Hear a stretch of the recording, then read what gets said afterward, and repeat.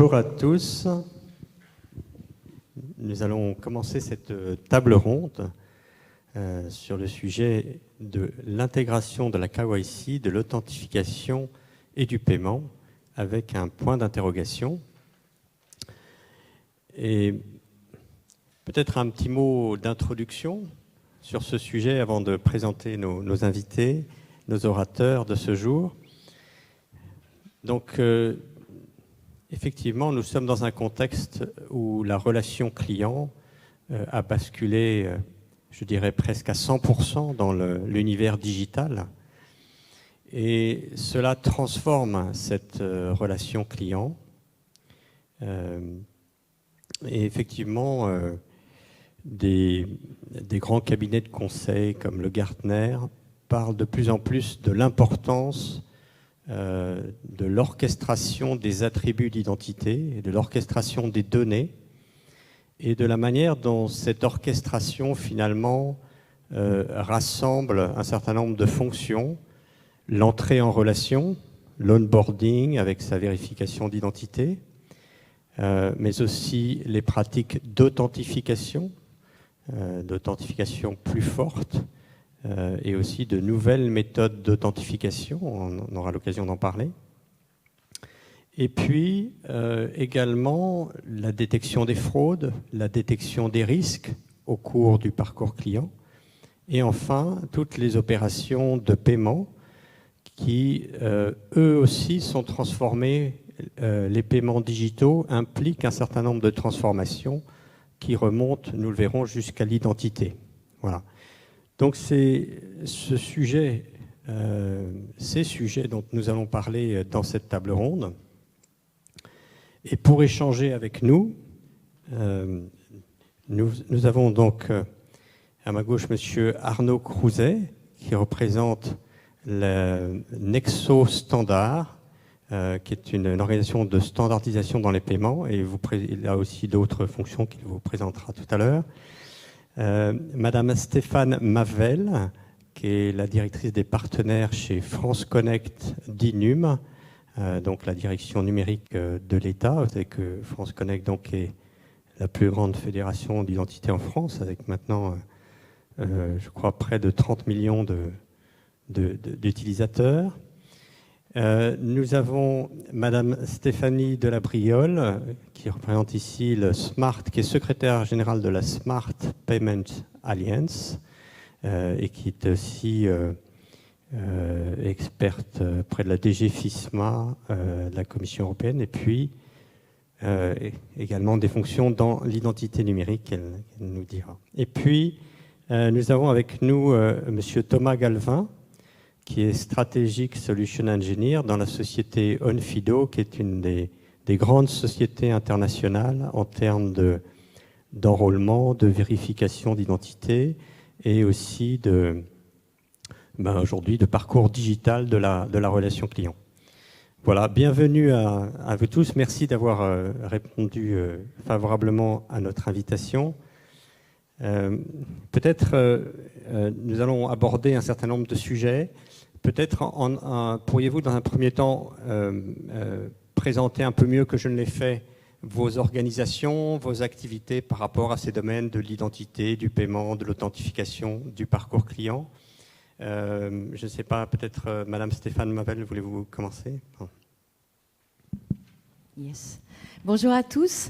Alors oui, moi, comme l'a dit Guy, je suis en charge des relations partenaires pour France Connect. Alors France Connect, c'est un programme qui a été lancé par l'État en 2015 et qui est porté aujourd'hui par la direction interministérielle du numérique qui est rattachée au Premier ministre.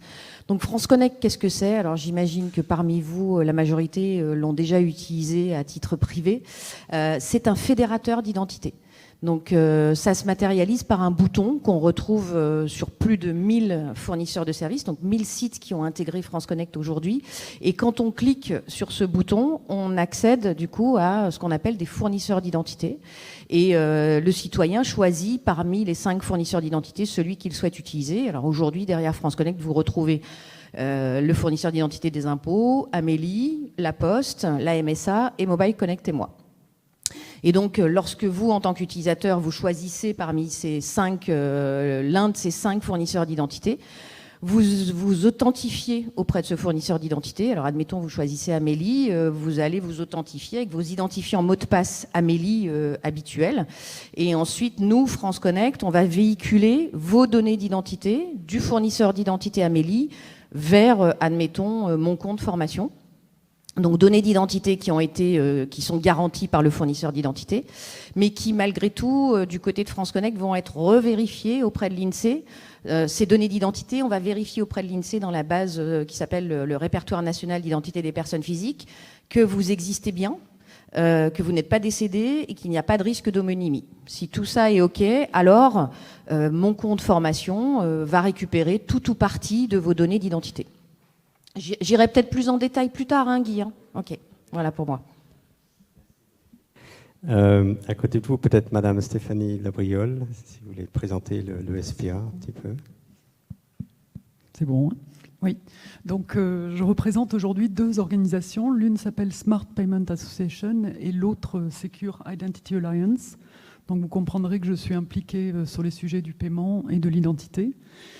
Et aussi, Guy a parlé du fait que la Smart Payment Association, qui joue vraiment un rôle au niveau européen dans la standardisation, fait partie du groupe d'experts qui conseille la direction générale FISMA. Voilà, donc le SPA, en fait, c'est vraiment un groupement d'industriels et on travaille principalement sur l'innovation, la sécurité et surtout l'interopérabilité et les standards. Secure Identity Alliance, c'est aussi un regroupement d'industriels un petit peu plus gros, mais qui aussi regroupe énormément d'acteurs gouvernementaux. Et là, on travaille plus avec un angle bonne pratique, en fait. Mais on crée aussi des standards, mais j'en parlerai un petit peu plus en détail tout à l'heure aussi. Merci beaucoup. Monsieur Thomas Galvin, est-ce que vous pouvez nous dire un mot sur les activités d'Onfido un petit peu dans le monde, en France aussi? Merci. Oui, donc je m'appelle Thomas Galvin et je représente la société Onfido. Onfido, c'est une société qui a été créée en 2012 en Angleterre et dont l'activité principale est la vérification d'identité. Et on fait une vérification d'identité avec une approche globale. L'idée étant de pouvoir couvrir l'ensemble des pays. Donc on couvre aujourd'hui plus de 2500 types de documents, ce qui représente quasiment 190 pays. La particularité d'Onfido, c'est que dès le départ, les fondateurs ont décidé de mutualiser les avantages de l'automatisation, de l'informatique et de l'humain. C'est-à-dire qu'on a une solution hybride qui s'appuie sur un moteur de détection de fraude basé sur du machine learning, de l'intelligence artificielle, et ensuite ça passe sur des opérateurs humains si nécessaire. Pourquoi on fait ça? Parce que quand on veut détecter de la fraude, que ce soit de la fraude sur le document ou de la fraude utilisateur en biométrie, il faut qu'on définisse un seuil de tolérance. Et ce seuil de tolérance, soit on va le mettre très restrictif, ce qui permet d'attraper tous les fraudeurs, mais également parfois de bloquer certains utilisateurs légitimes, ou alors on va le mettre trop laxiste, et là on va laisser passer des fraudeurs. Donc nous on a décidé d'être très restrictif, mais de permettre après, via des opérateurs humains, de compenser cette restrictivité de la machine. Et on le fait avec une volonté de proposer la meilleure qualité de service. Aujourd'hui, Onfido, c'est plus de 3000 personnes qui sont capables de valider des identités, ce qui nous permet de proposer une garantie de temps de réponse sur la validation en moins de 5 minutes. Donc ça, c'est contractuel. En pratique, on est à moins de 2 minutes. Et ça, tous les jours, à n'importe quel moment, et partout dans le monde. Merci beaucoup, Monsieur Thomas Galvin. Monsieur Arnaud Crouzet, bonjour. Alors, vous êtes membre du conseil de Nexo Standard. Je pense que c'est important que vous nous décriviez ça, et puis peut-être parler un peu de vos autres fonctions, à l'EPC, à FIM, peut-être aussi. Bonjour à tous. Donc, Arnaud Crouzet, je suis effectivement membre du board de Nexo Standard. Donc, Nexo, c'est une association internationale à but non lucratif qui a vocation à harmoniser l'ensemble des échanges de paiement depuis le point d'interaction client jusqu'au niveau de la banque acquéreur. Cette partie-là est extrêmement complexe et d'un point de vue de ce qui est déployé sur le marché, avec des particularités, des protocoles, des spécifications qui sont propres à chaque pays ou chaque organisation, ce qui crée énormément de difficultés de déployer des solutions et des innovations dans des nouveaux pays ou sur des nouveaux terminaux de paiement et d'interagir avec les clients. Donc c'est un vrai frein dans la situation classique actuelle, c'est un vrai frein aux innovations et on va le voir, il y a beaucoup de choses qui se passent sur le domaine des paiements. L'authentification, l'identification, ce sont des éléments qui sont de plus en plus cruciaux et le fait d'harmoniser cette partie-là sur des standards internationaux, ça permet justement de simplifier complètement l'ensemble du parcours client. Je suis également vice-président de la société FIM. FIM est une société qui travaille de façon historique dans ce domaine des paiements au niveau international et nous testons, nous validons les différentes solutions qui doivent être déployées sur le marché. On a travaillé avec les réseaux de cartes, les banques, les processeurs, les vendors, les marchands au niveau international, ce qui nous donne une très bonne visibilité à 360 degrés de l'environnement du paiement et de ses évolutions. On va savoir comment les évolutions sont en train d'arriver en Asie, aux US, en Europe, et on va pouvoir conseiller nos clients justement sur des orientations à prendre ou sur des stratégies à adopter en prévision de ce qui est en train de se passer. Je participe également à l'EPC, qui est le European Payment Council, et notamment au Request to Pay, qui fait partie des évolutions, vous en entendrez peut-être parler prochainement, notamment dans le cadre d'un réseau européen qui est en train de se construire, donc le Request to Pay, et ainsi que des sujets sur le onboarding des clients, qui est une vraie question, comment on arrive à faire le onboarding des clients de manière sécurisée, comment on peut s'assurer que ce sont les bonnes personnes, mais derrière tout ça, c'est comment on peut s'assurer que la personne qui a été embarquée peut faire une vraie transaction propre du début jusqu'à la fin, que c'est bien la bonne personne. Donc là, on va toucher sur les aspects d'authentification par rapport aux aspects de onboarding qui ont été faits au départ.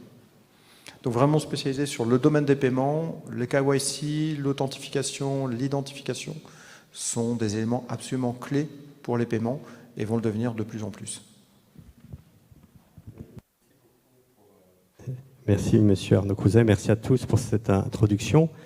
Et donc, on le voit, c'est un changement très fort qui s'annonce et on va rentrer tout de suite dans le vif du sujet. Peut-être avec une première question pour vous, madame Stéphane Mavel. France Connect, c'est plus d'1 millier de services, donc c'est déjà une entrée en relation très significative. Qu'est-ce que vous observez, vous, comme évolution ? Est-ce que les situations des secteurs publics et privés sont similaires ou très différentes ? Quel regard vous portez sur les changements en cours ? Alors oui, en effet, France Connect connaît une croissance, on va dire, tant en nombre d'utilisateurs qu'en nombre de sites qu'il intègre, qui est assez incroyable.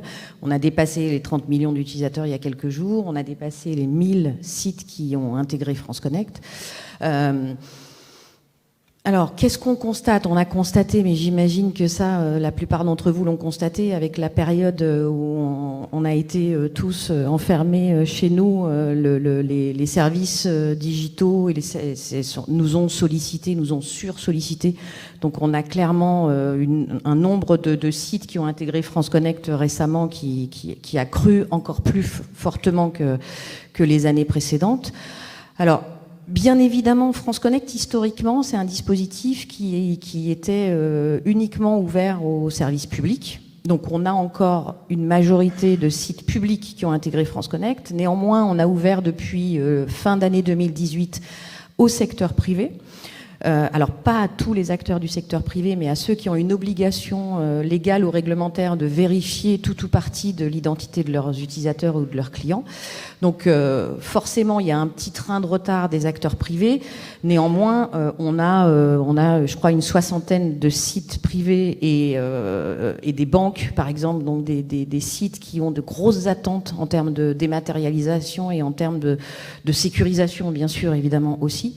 Donc, je dirais qu'on ne voit pas d'écart dans les attentes entre le public et le privé, si ce n'est un meilleur niveau de garantie d'identité.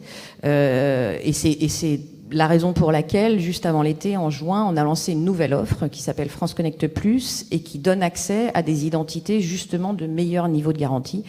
Je dirais même des vraies identités numériques. Là, on rentre vraiment dans le monde de l'identité numérique avec toute la valeur ajoutée que peut apporter le fait de récupérer pour les paiements, pour des banques, pour des organismes publics autour de la santé par exemple, des données qui sont garanties, qui ont été vérifiées en face à face et qui, à chaque fois qu'elles sont transmises, font jouer une méthode d'authentification forte, non rejouable, ce qui fait que voilà, c'est clairement l'attente maintenant de la plupart des acteurs, en particulier privés, qui suivent France Connect depuis déjà quelques temps.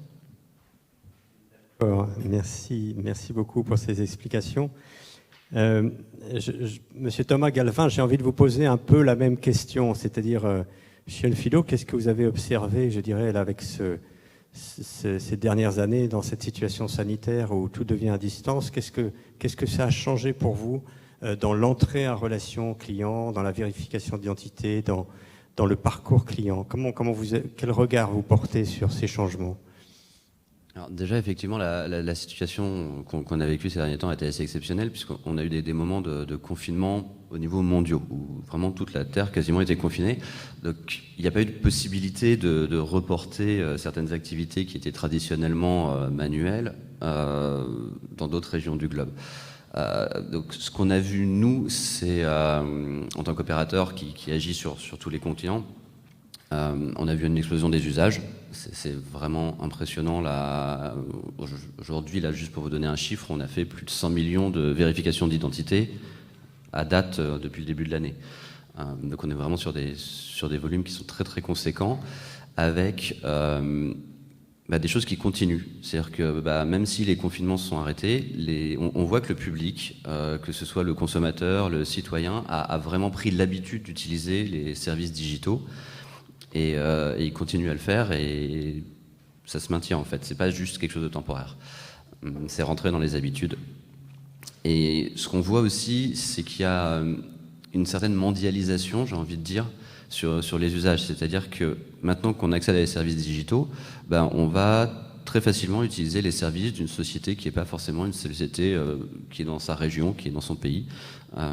Et donc, ces acteurs-là ont des besoins de notre côté. Ce qui nous remonte, c'est d'une couverture complètement globale des identités, pas que d'un pays, mais vraiment mondiaux.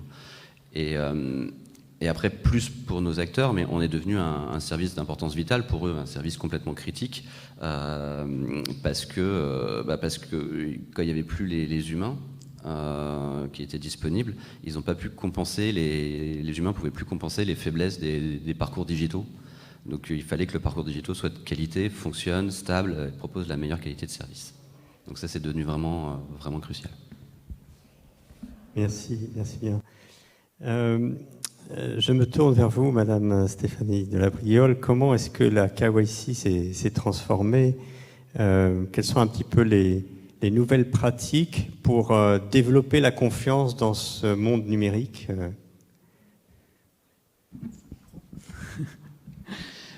En fait, là, je vais prendre ma casquette Secure Identity et je laisserai Arnaud développer ce sujet, puisqu'il est quand même assez expert testant des solutions au niveau mondial toute la journée. Non, mais je voulais juste rappeler qu'avec la digitalisation des infrastructures, on a tendance à oublier qu'en fait, que ce soit le onboarding, la vérification, l'authentification, ça va venir s'appuyer sur une identité pivot. Et je crois qu'on en a beaucoup parlé hier. Mais ça, c'est primordial de ne pas oublier que on a besoin d'une identité de confiance, une identité pivot, qui est en général fournie par le gouvernement. On parle d'identité juridique, d'identité régalienne. Et en fait, tous ces processus, quand j'ai entendu parler de documents, ils sont émis par des organismes gouvernementaux. Donc, ils viennent s'appuyer sur cette identité. Et avec la digitalisation, ces identités ne sont pas seulement en format physique, mais aussi digital. Et on a pu entendre hier les avantages de l'identité digitale, où le consentement est recueilli, les données sont protégées grâce au RGPD, et surtout l'élément nouveau qui est extrêmement important, qui est la minimisation des données et le partage sélectif des attributs. Donc qui va après servir pour ces processus ultérieurs. Voilà. Merci. Donc oui, il y a cette présélection des attributs, mais il y a effectivement aussi, on peut parler d'orchestration des attributs. On a de plus en plus de données, on a de plus en plus de données contextuelles, on a en plus de données en lien sur les terminaux utilisés. Comment ça se réalise ça en pratique? Je sais pas, peut-être comment est-ce qu'on combine les attributs, qu'on les optimise? Peut-être un exemple dans l'authentification ou le paiement, Monsieur Arnaud Crouzet. Oui, il y a déjà un élément qui est intéressant par rapport à ce qui a également été dit. La crise que l'on a vécue, sur laquelle j'espère on est en train de sortir, a été quelque part un accélérateur de tendance. Il y avait déjà beaucoup de projets qui étaient initiés avant, mais qui stagnaient un petit peu. On parlait de omnichannel, on parlait de frictionless, des magasins sans caisse également, pas mal de choses comme ça. Et en fait, cette crise a démontré que le digital devient extrêmement important et critique. Les commerçants qui n'avaient pas de site web ou autres ont dû trouver le moyen de s'adapter. On a vu une explosion des demandes sur tout ce qui est marketplace également, où différents commerçants se sont rejoints sur des marketplaces, parfois même sur une rue, où ils se sont mis ensemble. Donc cet aspect digital est devenu critique, mais à partir du moment où on rentre davantage dans du digital, il y a de la sécurité, il y a de la donnée, il y a de la fraude, il y a tous ces éléments-là qui deviennent critiques, qui sont à prendre en considération. Dans toutes ces données, l'environnement du paiement commence à un point A au niveau du commerçant, on va dire. Enfin, plus précisément, le paiement commence côté client, quand la banque donne le moyen de paiement. Et ce moyen de paiement, ensuite, va pouvoir être utilisé chez un commerçant. Mais quand le commerçant va envoyer son information, sa demande de paiement jusqu'à la banque, il faut que la banque puisse tester si la transaction est bonne ou pas, ou si elle est en train d'être fraudée. Et c'est là où l'ensemble des différentes données récupérées tout au long de la chaîne deviennent importantes et doivent pouvoir être véhiculées jusqu'à la banque du client qui va pouvoir dire « oui, c'est bien mon client ». Vous le voyez tous maintenant, puisqu'il y a des règles avec la directive des services de paiement, notamment qui a imposé des authentifications fortes. Donc tout le monde le voit. Quand vous faites un achat sur e-commerce ou en ligne, vous avez maintenant des demandes fortes qui sont faites. Votre banque vous envoie via l'application bancaire en général une demande de confirmation du paiement. Avant, c'était des SMS. Les SMS étaient vus comme non sécurisés. Maintenant, c'est votre banque qui vous demande de valider le paiement. Et pourquoi? C'est parce que justement, la banque, votre banque, la banque du client, devient responsable. Ça, c'est une vraie nouveauté avec la PSD2, la directive des services de paiement. La banque, votre banque, devient responsable du paiement. Là où avant, en cas de fraude, c'était le commerçant qui était responsable. Donc il y a eu une inversion complète des responsabilités. Mais votre banque, si elle n'a pas les données correspondantes tout au long de la chaîne, il y a beaucoup d'intermédiaires pour arriver jusqu'à elle, si elle n'a pas ces données, elle ne peut pas être capable de savoir si la transaction qui est en train de se faire est correcte ou pas. Et c'est pour ça qu'elle vous fait une demande de validation. Ce qui est en train de se faire dans tous ces développements des différents intermédiaires, depuis le commerçant, les processeurs, la banque d'acquisition, les réseaux de cartes, et il y a vraiment beaucoup de monde dans cette chaîne de paiement. Ce qui est en train de se faire, c'est que tous ces systèmes-là sont en train d'évoluer pour être capable de véhiculer de la donnée depuis l'acte d'achat, pour donner le contexte de l'achat, jusqu'à la banque, à votre banque, la banque du client, pour que cette banque-là puisse être capable d'avoir plus de données et analyser davantage la transaction en cours pour dire, finalement, avec les données que moi j'ai fait dans mon KYC, dans mon onboarding du client, dans la connaissance de mon client, avec les données de transaction qui sont en train d'arriver, je peux considérer que finalement c'est bon, je n'ai pas besoin d'embêter mon client une nouvelle fois, j'ai suffisamment confiance. Mais pour ça, il faut être capable d'agréger les données au fur et à mesure. Donc il y a encore du travail, et c'est pour ça que pour l'instant on est encore tous très souvent, très souvent dérangés, on va dire, par ce type d'authentification forte. les différents acteurs travaillent justement pour essayer de réduire ces aspects-là et être capable de faire de moins en moins, autant que possible en tout cas, de moins en moins d'interruptions via cette agrégation de données tout au long de la chaîne. Il y a encore du travail, mais on voit l'importance de pouvoir le faire. Bien sûr, tout ça, il faut respecter GDPR, il faut respecter toutes les règles qui vont bien, la sécurité des transactions également, qui doivent être respectées tout le long de la chaîne. Merci. Donc on voit bien effectivement cette orchestration plus générale des données, des attributs. On a l'impression qu'il y a en fait deux grands cadres pour cette confiance numérique. Un, ce sont les niveaux de confiance qui viennent, je dirais, justement du niveau d'identification, du niveau d'authentification, de la sécurité générale des infrastructures informatiques. Et puis, de l'autre côté, on a, je dirais, cet élargissement du nombre d'attributs qui est pris en compte. Alors, on le voit, par exemple, dans la nouvelle proposition de règlement européenne qui nous a été présentée hier, où l'identité ne se limite plus à certains attributs d'état civil, mais elle est complètement décloisonnée pour pouvoir prendre des attributs de KYC, pour pouvoir prendre en compte des attributs transactionnels, contextuels. Et on le voit aussi, donc, je pensais là, par rapport au paiement, dans par exemple le risk-based analysis, dans peut-être aussi l'évolution du 3D Secure. Est-ce que vous pouvez donner comme ça quelques exemples pour démontrer que ce discours un peu théorique a déjà des étapes concrètes très fortes? Donc en effet,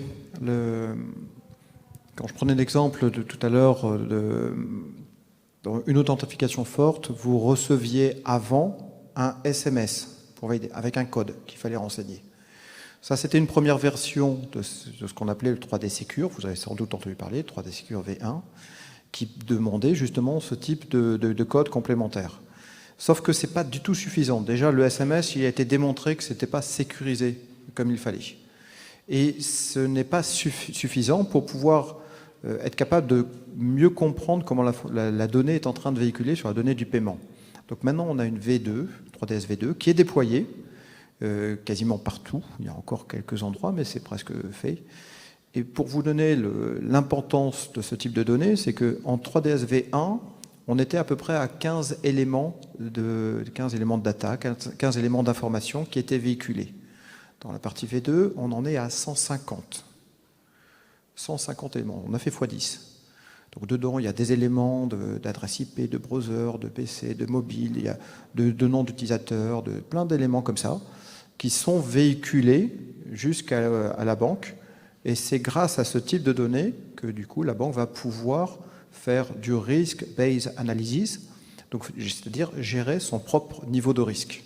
Donc la donnée devient fondamentale, mais ça veut dire aussi qu'en amont, la banque, votre banque, a récupéré des infos vous concernant, ou du moins doit vous connaître.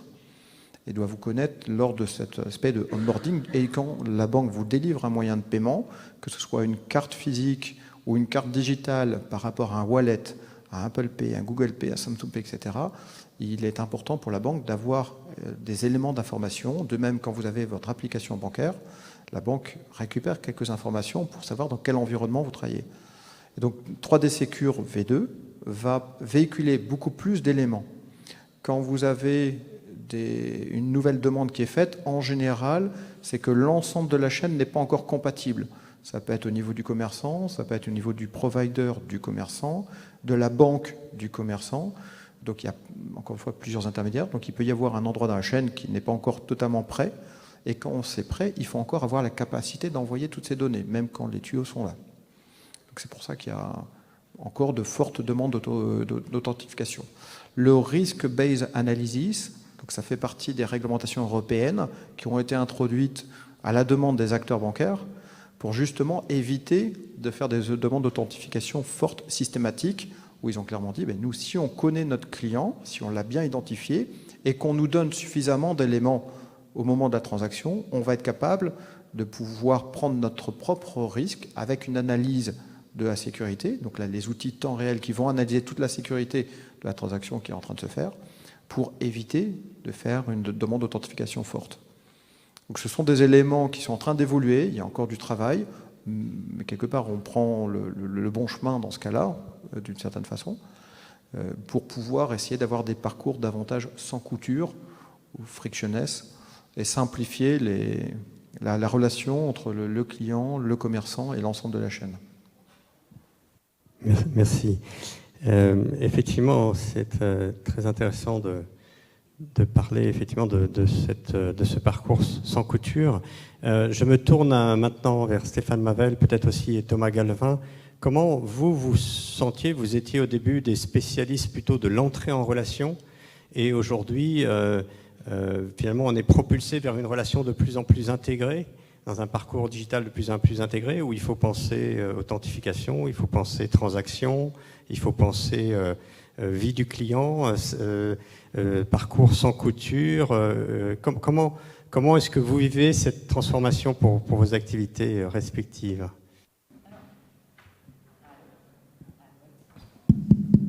Ah, pardon. Alors en fait, moi, c'est quand même quelque chose qu'on a dans notre ADN dès le départ, hein, le sans couture, le intégré, le frictionless, et la preuve en fait, hein, c'est quand même, on a atteint en quelques années, un nombre significatif d'utilisateurs. Donc on pense que c'est pas quelque chose qu'on a laissé de côté. En revanche, tu as raison, avec le niveau de sécurité qui s'accroisse forcément et les contraintes de garantie de sécurité qui sont assez lourdes et qui peuvent avoir des impacts sur le parcours utilisateur, on est d'autant plus sensible à ça. Mais moi, je vois pas de changement aujourd'hui. En tous les cas, nous, dans notre état d'esprit, c'est quelque chose qui est primordial chez nos partenaires. Alors, plus ou moins en tous les cas, mais c'est vrai qu'on essaye d'embarquer chez nos fournisseurs d'identité aussi cette culture de un parcours utilisateur le plus sans couture possible, le plus intuitif, et en même temps sans oublier le RGPD, le consentement et le fait que nous on tient énormément à ne rien faire à l'insu de l'utilisateur, et donc si on fournit des données, on lui dit quelles données on fournit, on lui demande s'il est d'accord. Si on a la possibilité de fournir davantage de données, on va lui demander son avis. On va pas et aucune attaque par rapport au paiement, parce que vous avez un train d'avance sur nous en termes de données qui sont fournies. Nous, on y travaille, mais c'est vrai qu'on y travaille aussi avec une grosse sensibilité à on ne fournira rien à l'insu du citoyen. Donc, s'il n'est pas d'accord pour qu'on fournisse son revenu fiscal de référence, même si ça va lui faciliter la souscription d'un crédit consommation, eh ben, on ne fournira pas le revenu fiscal de référence, et il le fournira par un autre moyen, mais... Donc voilà, tout ça pour dire que c'est quelque chose qu'on a dans notre ADN, même si on est un service de l'État avec peut-être des préjugés de l'État et pas forcément UX sensible. Si, on l'est. Alors on a des efforts à faire et des progrès à faire, et c'est pour ça que nos partenaires privés nous tirent vers le haut depuis qu'on a ouvert au privé, parce que clairement il y a une sensibilité UX qui est extrêmement pointue chez les acteurs privés et plus que chez la plupart des acteurs publics. Donc on a sûrement encore à progresser, mais c'est quelque chose qui fait partie, en tous les cas, des points d'attention qu'on a au quotidien. Merci Stéphane. Monsieur Thomas Galvin, vous voulez dire un mot ? Oui, il y a un petit délai. Donc Stéphane, je vais quand même vous féliciter parce que je suis un grand fan de France Connect, j'utilise depuis des années, et pour moi c'est quand même un super succès, c'est juste tellement pratique. Et je trouve que l'expérience utilisateur est très très agréable. Côté Onfido, on fonctionne un petit peu différemment. On va pas être là pour faire ce que j'appellerais le moment sans couture classique. On va plutôt intervenir quand justement le moment sans couture peut pas se faire. Un cas d'usage qui se développe de plus en plus, c'est la personne a perdu son mot de passe. Et là, comme durant l'onboarding, elle nous a fourni des attributs, en l'occurrence des attributs biométriques, on va pouvoir utiliser une reconnaissance faciale, une vérification faciale, pour lui permettre de débloquer la situation. Donc ça, c'est un cas d'usage qui se développe beaucoup. Mais on a aussi d'autres moments où le sans couture n'est pas forcément possible. On a pas mal de sociétés dans l'économie du partage ou dans la location de véhicules qui font cet onboarding. Donc l'onboarding se fait en ligne, on réserve une voiture en ligne ou une chambre d'hôtel en ligne ou dans les communes de partage, ça peut être une maison. Et au moment où il faut quitter ce monde digital pour arriver sur le produit matériel, hein, le bien physique, là on va pouvoir par exemple également utiliser cette authentification et son visage pour débloquer une porte d'hôtel, débloquer l'accès à une voiture. Et ça, ce sont des usages qui se développent beaucoup. L'autre cas qu'on commence à découvrir et qui apparaît, c'est vraiment lié au confinement, au télétravail. On a de plus en plus d'entreprises qui ont recruté leurs employés totalement en ligne. Ils les ont jamais rencontrés. Et au moment où il faut revenir dans des locaux, comment faire pour s'assurer que c'est bien la bonne personne? Et là, on commence à tester des cas d'usage avec cette reconnaissance biométrique pour permettre à la personne de rentrer à l'entreprise et de s'assurer que c'est bien la bonne personne. Beaucoup pour ces exemples très pertinents. Alors Arnaud, j'aimerais revenir avec vous en nous projetant un peu sur le futur des paiements. On a en ce moment, on parle beaucoup de instant payment, on parle de request to pay.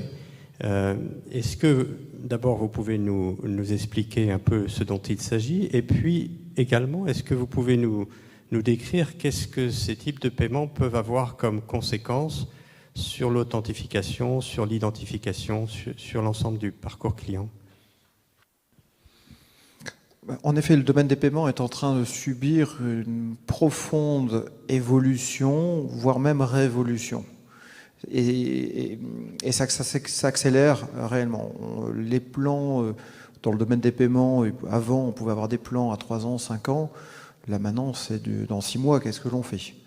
Donc, c'est devenu vraiment beaucoup plus compliqué. La directive des paiements, la PSD2, a ouvert la possibilité à des acteurs non bancaires d'offrir des services de paiement. Et donc il y a beaucoup de fintech qui arrivent, qui sont bien entendu beaucoup plus agiles, plus dynamiques que les banques et qui les chahutent beaucoup par rapport à cela. Les banques sont incontournables, restent incontournables, détiennent le compte client, et c'est là où il va y avoir, donc il y a des évolutions, ce qu'on appelle le open banking notamment, donc l'ouverture des accès aux comptes pour des tiers. Donc des tiers peuvent avoir accès au compte du client. Bien sûr, il y a des limites et il y a un cadre par rapport à cela. Mais des acteurs non bancaires, mais qui ont les agréments qui vont bien, peuvent faire des demandes. Donc ça peut être des demandes juste d'informations sur le solde au niveau du compte, notamment quand il y a un crédit, quand il y a un prêt, quand il y a une assurance, quand il y a des abonnements, il y a pas mal de choses comme ça. Ça devient intéressant de savoir est-ce que le compte est suffisamment provisionné ou pas.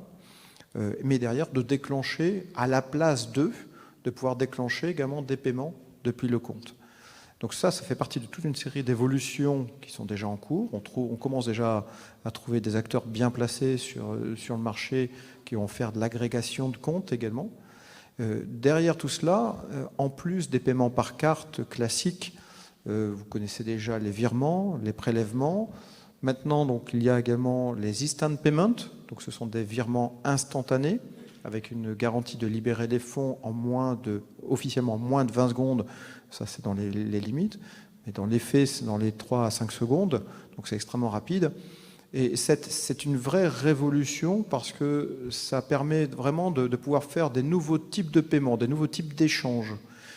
Si je dois 10 € à un collègue, normalement, je n'ai pas le choix, je lui donne un billet, ou je lui donne de l'argent liquide. Là, avec des instant payments, je peux lui donner et il les a tout de suite. Il peut tout de suite les réutiliser, tout de suite, comme si c'était de l'espèce. Absolument tout de suite. Et donc, ça amène énormément de nouveaux cas d'utilisation, de cas de figure, de parcours client également. Mais il y avait une contrainte là-dessus, c'est pour tout ce qui est B2C. Les instant payments, c'est ce qu'on appelle du push payment. C'est le client, le payeur, qui va émettre un paiement au payé. Si on met ça au niveau des commerçants, ça ne va pas marcher. Parce que au niveau des commerçants, notamment en magasin, on ne peut pas l'appliquer. On ne peut pas avoir quelqu'un qui est devant son application bancaire en disant quel est votre IBAN et puis je vous fais un virement tout de suite. Ça ne marche pas. Ce n'est pas possible, il faut que ça soit rapide. Et en e-commerce, c'est pas pratique. Et c'est là où il y a un nouveau système de messagerie qui s'appelle le Request to Pay, la demande de paiement. Donc, aussi bien l'Instant Payment que le Request to Pay sont des standards et des spécifications qui sont gérés par l'EPC, donc le European Payment Council, au niveau européen, et c'est une approche totalement européenne, voire même parfois plus. Le Request to Pay permet de faire une demande de paiement. Donc les implémentations ont commencé depuis juin de cette année, vous voyez que c'est assez frais, et ça amène des nouveaux cas de figure, des nouveaux cas d'usage. Vous appelez une hotline, plutôt de donner votre numéro de carte par téléphone, ce qui est vraiment pas terrible d'un point de vue sécurité, malheureusement il y en a encore qui le demandent, là vous pouvez recevoir un request to pay, donc une demande qui va arriver directement sur votre mobile et que vous allez pouvoir tout de suite valider pour exécuter un virement instantané. Ça marche également en présentiel, en magasin et autres. Et pour dire à quel point c'est un vrai bouleversement, c'est que l'Europe est en train de créer un nouveau réseau de paiement européen. Vous connaissez Visa, vous connaissez Mastercard, vous connaissez certainement, j'espère, le GE Carte Bancaire en France, qui gère les cartes françaises. Mais GE Carte Bancaire, c'est français. En Allemagne, on a Girocard, on a différents réseaux dans différents pays. Et pour la Banque Centrale Européenne, ce n'est plus du tout acceptable. Il faut un réseau de cartes européen, parce qu'à terme, ces réseaux domestiques sont en train de perdre des parts de marché au profit des réseaux internationaux. Et c'est devenu une condition géopolitique énorme pour l'Europe de se doter et d'avoir la mainmise et d'avoir la main sur les paiements pour ne pas être dépendant de tiers non européens, américains ou asiatiques. On l'a vu avec l'Ukraine où les États-Unis avaient coupé le réseau Visa Mastercard lorsqu'il y a eu l'invasion de l'Ukraine. Donc ils ont coupé ça au niveau de la Russie pendant une journée. Ça a été considérable pour la Russie. Bilan, la Russie s'est dotée de son propre réseau, MIR, pour être indépendant. Donc ça a montré qu'il y avait un risque au niveau européen de dépendre d'acteurs étrangers. Donc il y a un réseau européen qui est en train de se créer. Le nom de code actuel, c'est EPI, European Payment Initiative. Et d'ici la fin de l'année, le nom commercial devrait être annoncé. Et ce réseau européen va s'appuyer sur les instant payments pour des paiements immédiats, sur le request to pay également, qui va permettre de faire également du B2C, et sur de nouveaux moyens et de nouveaux parcours clients, à la fois en digital et en proximité. Donc c'est une vraie révolution, c'est considérable, c'est des dizaines de milliards d'investissements qui sont en train de se faire, mais c'est du concret. Les projets sont en cours côté EPI, donc c'est réellement concret. L'instant payment fonctionne déjà. Vous avez certainement votre banque qui est en mesure de vous le faire, soit gratuitement, soit avec un petit paiement selon les banques, puisqu'ils ont des business models différents pour l'instant. Et tout ça pour dire que c'est un vrai changement. Mais tous ces changements-là deviennent, qui sont dynamiques et digitaux, ont une influence énorme sur l'identification du client. Pour revenir à notre sujet, l'identification du client devient critique, absolument primordiale. Quand vous payez par carte, le paiement effectif n'est pas fait tout de suite. La banque peut encore aller rattraper la demande de financement qu'il y a derrière, même quand vous payez avec votre carte en magasin. Le commerçant est payé à J+1 ou J+2, en cas de problème, il peut encore la rattraper. En instant payment, c'est du paiement immédiat, non répudiable, c'est-à-dire qu'une fois que c'est parti, c'est parti. On ne peut pas aller le rechercher. Et du coup, il faut s'assurer que le paiement est vraiment bien fait avec la bonne personne. Donc l'identification en amont du client devient absolument critique pour éviter des fraudes, bien entendu. Et c'est là où, pour bien identifier un client, le KYC, qui va permettre d'identifier le client, est critique également. Si ce KYC n'est pas fait correctement, et là on commence à se dire que la fraude pourrait être décalée et aller vers le KYC, là où on avait de la fraude sur le paiement, où on pouvait récupérer des informations de carte et autres, mais finalement récupérer des informations de carte à partir du moment où les transactions sont identifiées avec une strong customer authentication, comme on l'a parlé tout à l'heure, ça devient de plus en plus complexe. Et donc on est en train de se dire que la fraude risque de se reporter de plus en plus vers les phases en amont pour bypasser également la partie du KYC. Vous créez des fausses identités Parce qu'une fois que ces fausses identités sont créées et sont rentrées dans le système, toutes les demandes d'authentification qu'il va y avoir, elles vont se faire sur la base d'une fausse authentification, d'un faux KYC. Donc il y a ce type de choses qui est en train d'être regardé, et ça devient des enjeux absolument cruciaux à prendre en considération sur ce domaine des paiements qui est en profonde évolution. Merci, merci. Je crois que c'est très illustrateur de notre table ronde, effectivement, la manière dont les mutations sur le paiement ont des conséquences sur l'identité et la KYC qui sont très fortes. Donc c'est, je pense, très intéressant. Je me tourne vers vous, Madame Stéphanie Labriole, parce que vous rassemblez les acteurs du paiement. Qu'est-ce qu'ils font pour s'adapter à ces nouvelles, à ces nouvelles manières, par exemple à l'instant payment? Comment se prépare-t-il à cela?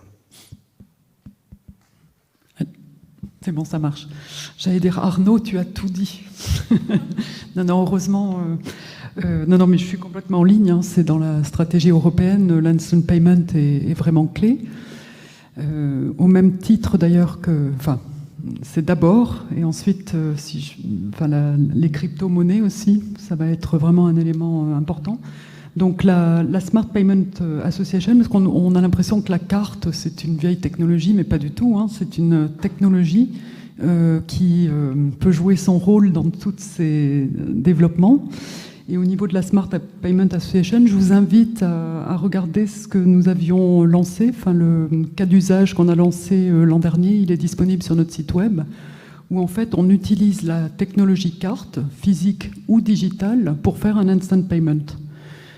Et donc on a toute une présentation, je ne vais pas rentrer dans... Enfin, je pourrais vous en parler 20 minutes avec un PowerPoint, parce que c'est quand même assez technique, mais je vous invite à y aller. Il y a un webinaire sur le site web, et l'avantage, c'est qu'il n'y a aucun changement dans le parcours client.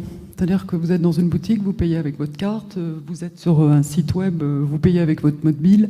Ça utilise absolument tous les éléments existants aujourd'hui pour faire une transaction instant payment basée sur la technologie carte avec le standard EMV.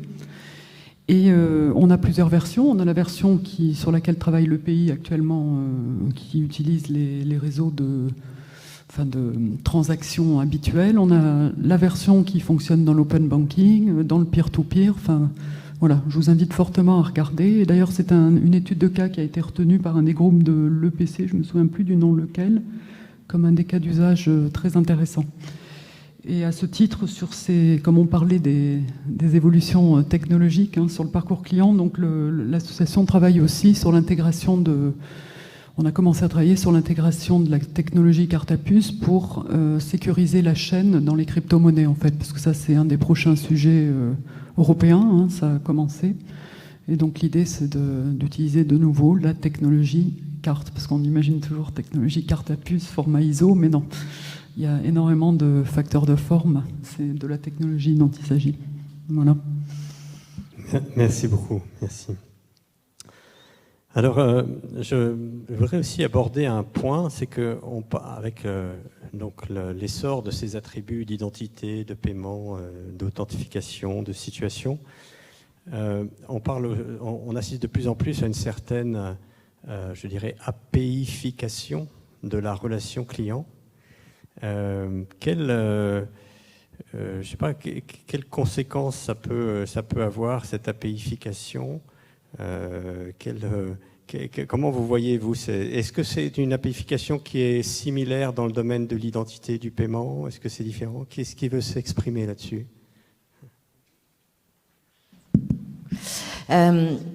Comment? Alors nous, de toute façon, on est convaincus qu'une fois qu'on a garanti les fameuses données d'identité pivot, qui sont finalement ces 6 données, c'est le sexe, le nom de naissance, le prénom, la date, le lieu de naissance. J'ai dit quoi? J'en ai 6. Le sexe, le nom de naissance, les prénoms, la date, le pays et la ville de naissance. Une fois qu'on a la garantie de ces 6 données-là, on se rend compte que la plupart du temps, c'est bien, c'est déjà très bien, mais si on pouvait enrichir par d'autres données, ce serait encore mieux. Et ça, je dirais quasiment quel que soit le cas d'usage d'une entrée en relation, quelle qu'elle soit.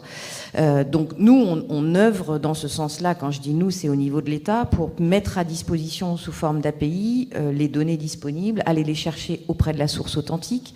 Parce que toujours pareil, l'idée c'est de s'appuyer sur donc ce qu'on appelle des fournisseurs de données, qui sont un acteur de plus, qui sont des acteurs qui ne sont pas forcément fournisseurs d'identité.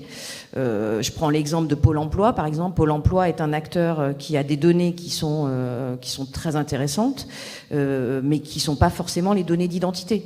C'est en revanche, ne serait-ce que de récupérer la notion de demandeur d'emploi pour un certain nombre de services, c'est très intéressant pour appliquer des tarifs préférentiels, par exemple.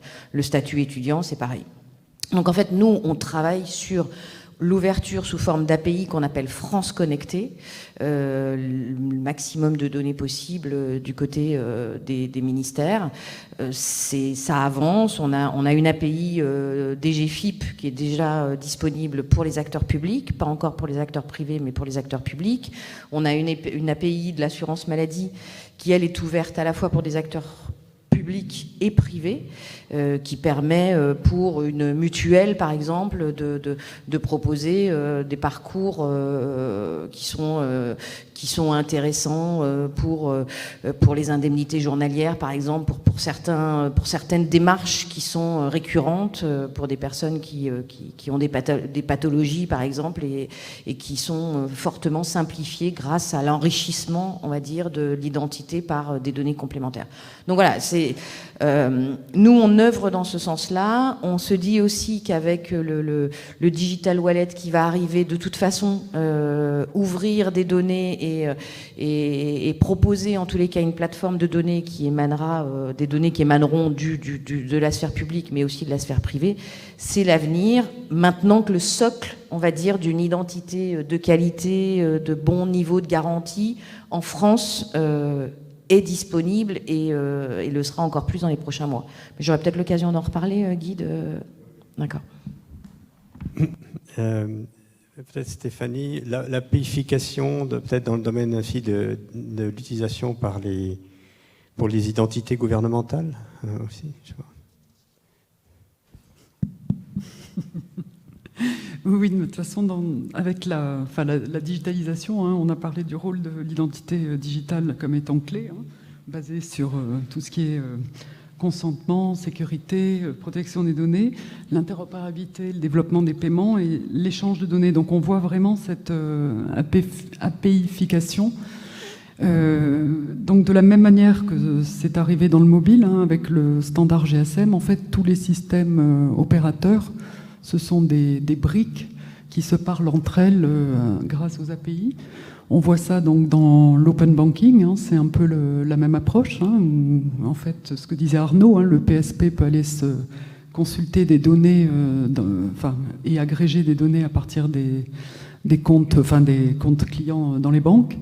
Et donc au niveau de la Secure Identity Alliance, cette fois-ci, donc en Europe, c'est légèrement différent parce que la Commission européenne a décidé d'avoir une approche wallet, mais bon, le wallet pourra aller, grâce à une API, parler à certaines bases. Là, ce qu'on a fait au niveau du SIA, c'est plutôt dans les pays où il n'y a pas encore de wallet, ou les pays émergents, où ils sont en train de vraiment structurer leur identité régalienne.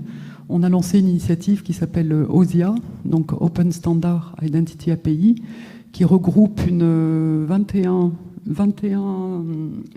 industriels et une quinzaine de pays. Et en fait, on a modularisé le marché des systèmes de l'identité et créé tout un jeu d'API pour connecter les différentes briques qui composent le système d'identité régalien. Parce que dans un système d'identité régalien, vous n'avez pas seulement une grosse base qui contient tout, et c'est certainement pas recommandable. Donc, vous avez différentes briques. Vous avez la brique civile, registre civil. Vous pouvez avoir une brique sur la biométrie, une brique selon les cultures, un registre de population. Vous allez avoir une brique pour fabriquer tous les secure documents. Voilà. Donc, on a vraiment spécifié la manière à quoi ressemblent ces briques, en tout cas d'un point de vue fonctionnel, et tous les protocoles en fait d'échange. Et c'est un standard donc, qui est développé, qui est disponible, qui va être bientôt reconnu, je ne peux pas en dire plus, mais il est déjà utilisé dans 7 pays. Donc c'est le début, c'est une aventure qui a commencé il y a 2 ans. Il a fallu 20 ans pour le GSM, et l'open banking, ça a commencé il y a déjà un petit moment. Donc voilà, donc c'est déjà en tout cas mis en œuvre dans 7 pays. Et vous pouvez tout trouver sur osia.io. Si vous voulez, tout est disponible publiquement, la spécification sur GitHub. Et si vous voulez l'implémenter pour un projet, attendez la version 6 qui va sortir d'ici quelques jours en fait. Merci pour cette extension des API dans le monde de l'identité. Merci beaucoup. Et dans la standardisation. J'aimerais me tourner vers vous, Thomas Galvin, parce que Onfido travaille beaucoup avec un secteur un peu particulier, qui est le secteur des bitcoins, qui est le secteur des cryptoactifs. Comment ça se passe, l'entrée en relation, le parcours client dans ce secteur-là? Est-ce qu'il y a des choses spécifiques? Est-ce que vous avez dû construire des solutions spécifiques? Est-ce que vous avez dû adapter vos solutions? Comment vous avez fait pour convaincre les grands noms de ce domaine du Bitcoin et de la blockchain? Alors, ce qui est intéressant avec ce secteur, le secteur des plateformes de trading de crypto-monnaies, c'est qu'il y a 3 éléments. Il y a, le premier élément, c'est qu'il y a eu, premièrement, une explosion des usages. On a vu, il y a eu une envolée du cours des crypto-actifs, peut-être déraisonnable d'ailleurs, qui fait que tout le monde s'est jeté dessus. Et on a vu, nous, en tant qu'opérateurs, on a la chance d'avoir été, c'est la deuxième raison, on a la chance de travailler avec les plus grosses plateformes mondiales de crypto trading. On a vu des volumes multipliés par 5 en quelques jours. Donc vraiment des choses très très importantes. Et le troisième point, c'est que ces plateformes, et c'est aussi une bonne chose, rentrent maintenant dans le monde régulé. Donc l'expérience que je voulais partager avec vous là-dessus, c'est que quelles étaient les contraintes de ces sociétés? C'est des sociétés qui, par défaut, sont des sociétés qui sont mondiales. C'est-à-dire que quand elles mettent en place leurs solutions, elles adressent quasiment toutes les populations. 2, c'est des sociétés qui sont jeunes et qui ont dû s'adapter très très vite. À la fois s'adapter très très vite à cette explosion des usages, et il y a une vraie compétition entre les plateformes pour acquérir un maximum de clients, mais aussi là, et on le voit, à l'actualité, jour après jour, on en entend parler, elles doivent s'adapter au cadre réglementaire. Et ça, pareil, sur une échelle mondiale. Donc, il n'y a pas de spécificité, si vous voulez, particulière en termes de parcours d'entrée en relation. On reste sur des choses qu'on a pu mettre en place avec des banques traditionnelles ou ce qu'on appelait des néobanques. Ce qui change, c'est la vitesse à laquelle on doit réaliser les projets. On est sur des circuits de décision qui sont en quelques jours, voire quelques heures, pourtant sur des projets qui portent sur des sommes et des engagements vraiment colossaux, et sur des mises en œuvre qui sont quasiment instantanées. Donc c'est vraiment ça qui a joué. Et pourquoi derrière, au-delà de tout ça, qu'est-ce que nous on a apporté par rapport aux autres, parce qu'on s'est adapté de force, on a plutôt dans nos manières de fonctionner, c'est la qualité de service. Parce que pour eux, c'est crucial.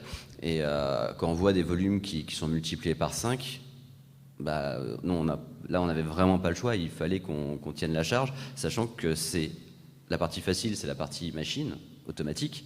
La partie plus délicate, c'est la partie humaine. Et réussir à industrialiser cette partie humaine, ça a été un challenge assez incroyable. Et je suis assez fier de mon entreprise qui a réussi à le faire, même avec cette période particulière de confinement.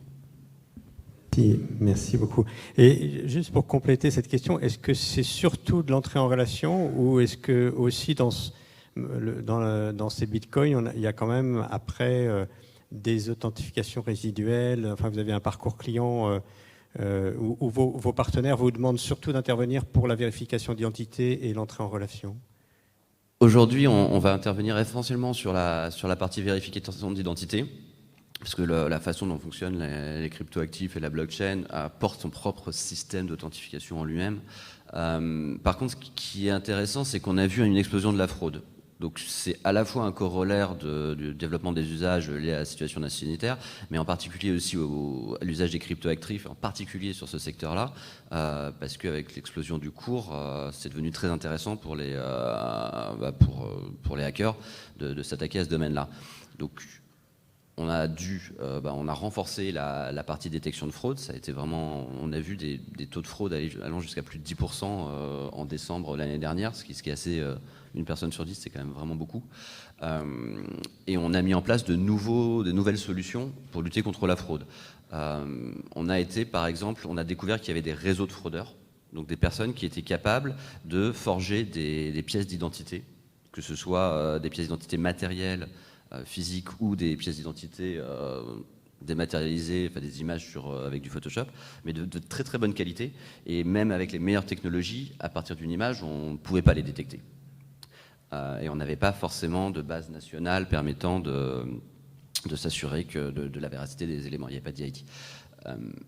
Donc ce qu'on a fait, c'est qu'on a mis en place un système qui permet de vérifier le visage de la personne. Et en fait, les fraudeurs sont capables de changer les pièces, mais ils utilisent toujours leurs propres photos, et ça, ils ne changent pas leur visage.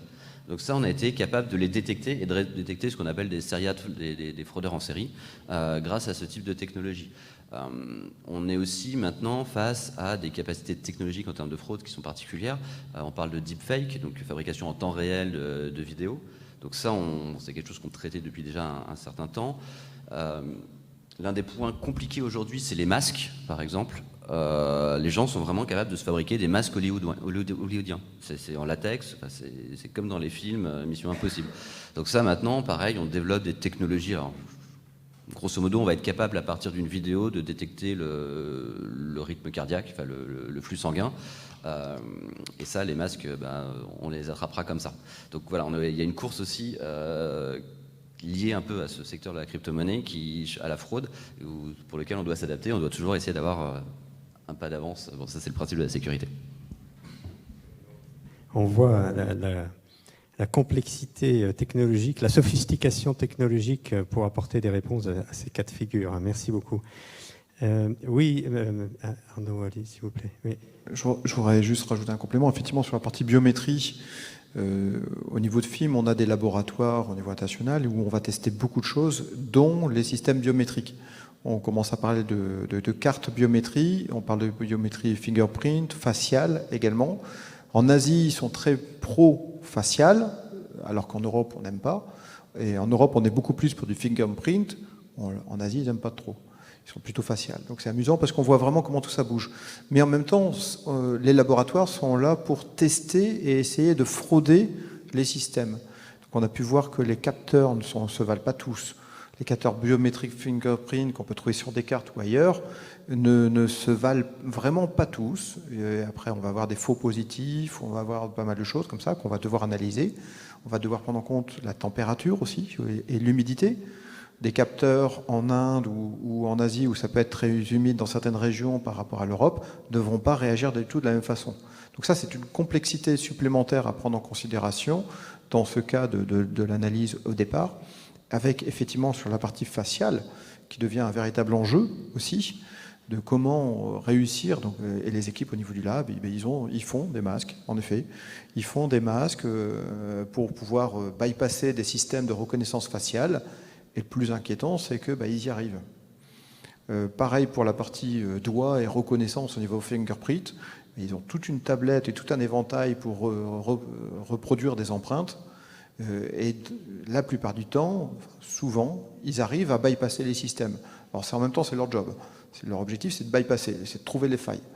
Mais ils ont plein de systèmes, parfois très simples, avec une espèce de colle ou un truc comme ça, où ils arrivent à reproduire et faire en sorte que le lecteur accepte. Parfois, c'est plus compliqué. Donc, c'est là où on voit vraiment qu'il y a une course qui doit se faire sur cette partie de la reconnaissance, de l'identification au départ, qui devient vraiment, qui est cruciale, qui est absolument cruciale. Parce qu'on va faire des paiements, on va faire des demandes de prêt, on va signer des contrats avec de la biométrie. Il faut absolument que le système qui soit déployé soit fiable. Bon, rassurez-vous, normalement, les systèmes que vous pouvez utiliser ont été testés en amont parce qu'ils doivent être testés et validés avant d'être déployé sur le marché. Donc théoriquement, ce que vous avez, normalement, c'est bon, c'est testé. Mais derrière cela, il y a plein d'équipements, plein d'éléments qui ne sont pas forcément bons, et heureusement qu'ils sont testés pour éviter qu'ils soient déployés. Mais effectivement, ça devient extrêmement compliqué et très difficile, entièrement d'accord. Merci. Je vois des mains qui se lèvent. Je vous passe la parole dans 5 minutes. Juste une dernière. Préparez vos questions, ceux qui avaient des questions. Je voulais une question pour vous, Stéphane Mavel. Entre justement l'optimisation du parcours client, les fraudes, qu'est-ce que vous mettez en place? Comment vous vivez ça? Qu'est-ce que vous mettez en place? Est-ce que la France Connect Plus, c'est une réponse par rapport à ce type de situation? Comment... Alors, de toute façon, c'est toujours un équilibre entre simplicité d'utilisation et sécurité. Hein. Donc, sur France Connect, ça a été le cas. Mais du coup, on n'a jamais caché à nos partenaires que sur France Connect, on n'était pas sur un niveau de sécurité qui permettait l'accès à des démarches dites sensibles, comme modifier un RIB ou accéder à des données de santé. Sur France Connect Plus, ça rejoint ce que vous avez dit, c'est-à-dire que nous, France Connect Plus, c'est fédérer des identités au moins de niveau substantiel.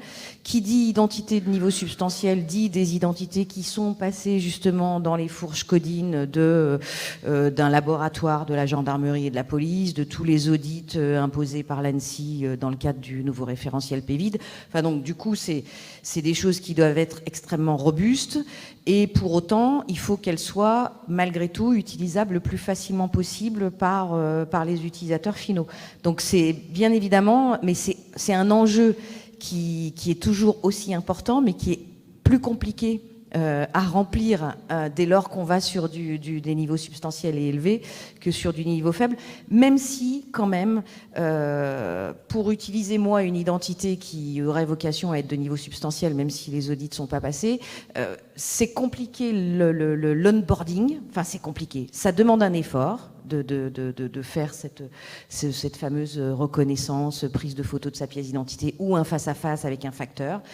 En revanche, après, c'est des solutions qui, nous, on le constate, nous qui, quand je dis nous, qui les utilisons, mais même les applications de paiement qui sont proposées par les banquiers, c'est globalement une application, une notification, une application qui se réveille, sur laquelle on tape un code. Enfin, moi, je trouve ça beaucoup plus simple que de saisir mes identifiants mots de passe Amélie ou Impôt.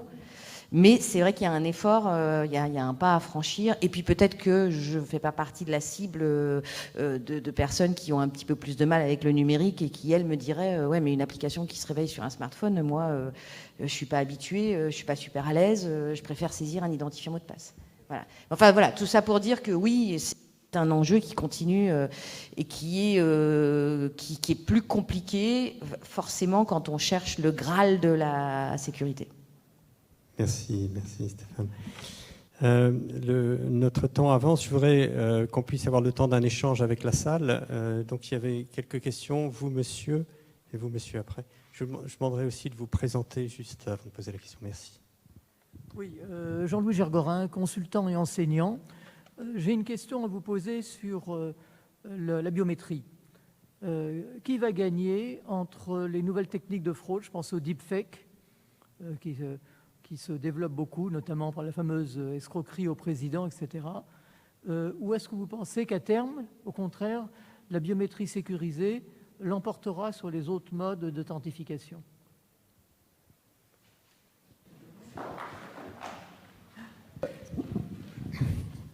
Bon, la fraude au président, c'est une autre approche encore. Ça, c'est plutôt un espèce d'engineering, de social engineering, de se faire passer pour le président pour demander à exécuter en urgence des paiements, etc.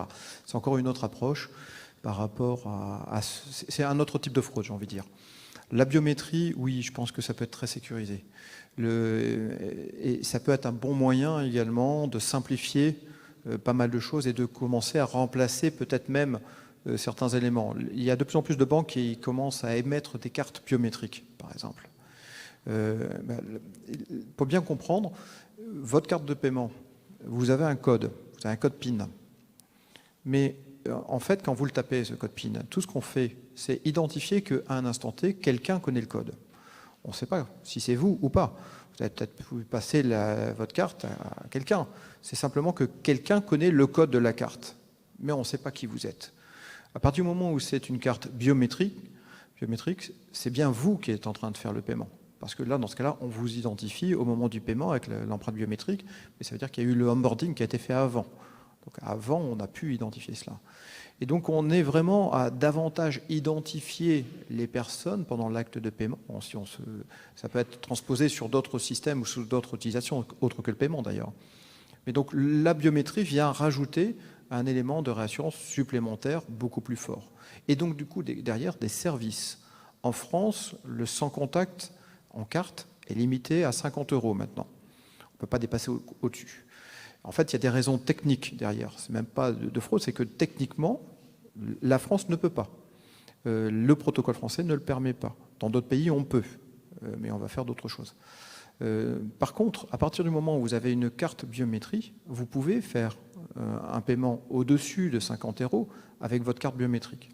Pour bien comprendre, c'est simplement que quand on fait du sans contact, on ne met pas de code PIN. C'est l'objectif. Donc on ne peut pas identifier. Donc il y a une prise de risque. D'autres pays peuvent faire un code PIN qui va être testé par la banque, votre banque. Donc le code PIN chiffré qui est envoyé jusqu'à la banque, alors qu'en France, le protocole ne le permet pas. Vous avez une carte biométrie, là on est capable de le faire. Donc ça apporte des services supplémentaires. Donc je pense que la biométrie est une très bonne chose, qui peut vraiment bien aider à renforcer l'identification et l'authentification du client. Par contre, comme on l'a dit, il faut avoir les bons systèmes qui vont bien les tester et les chahuter, ces systèmes, pour justement voir si on arrive à bypasser ou pas les différents systèmes de biométrie. Il y a du fingerprint, il y a du facial, il y a de la voix, il y a l'iris également, il y a plusieurs systèmes de biométrie. Après, il faut que ce soit facile et utilisable par l'ensemble des utilisateurs. Si c'est trop compliqué, ça ne marchera pas. Merci beaucoup. Il y avait d'autres questions là. Monsieur, il y a une question là, s'il vous plaît.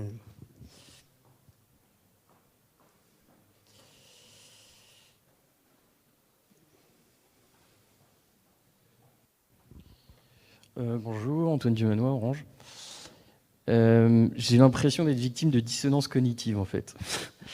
Hier, toute la journée, on a parlé de privacy, de minimisation des données, etc.